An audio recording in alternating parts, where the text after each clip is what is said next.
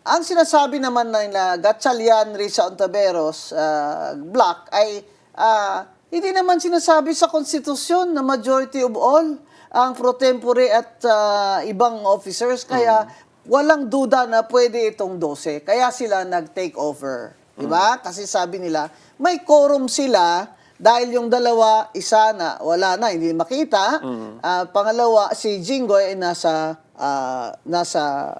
jail. Oo. So sinasabi nila, 12, hindi 13 ang quorum. De La Rosa, Ejercito, Escudero, Estrada, Gatchalian. Pero sa roll call, tinawag nung Attorney Garcia, ang kanilang bagong secretary. Napansin niyo rin pala yun, ma'am.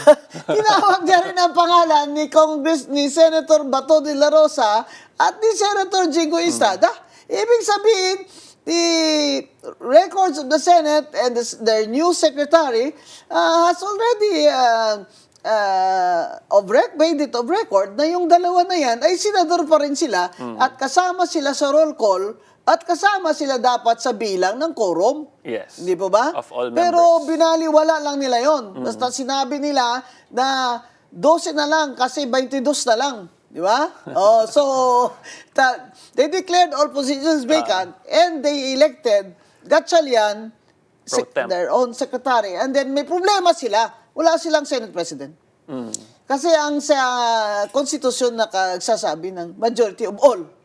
Di ba? So, kahit sila, tinatanggap nila yun.